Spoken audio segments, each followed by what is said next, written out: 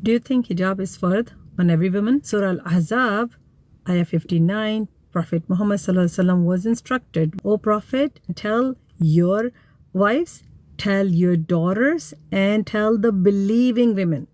So if you fall under any of these three categories, hijab is farz on you. Those commands from Allah subhanahu wa ta'ala are not recommendations.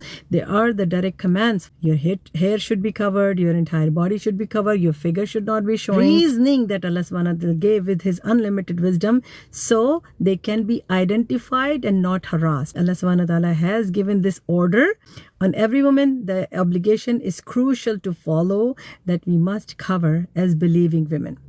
If you're not a believing one, that's a different story. But if you are a believer, you need to cover. No ifs and buts. No other interpretations. No other excuses. Only three types of women are commanded to wear hijab.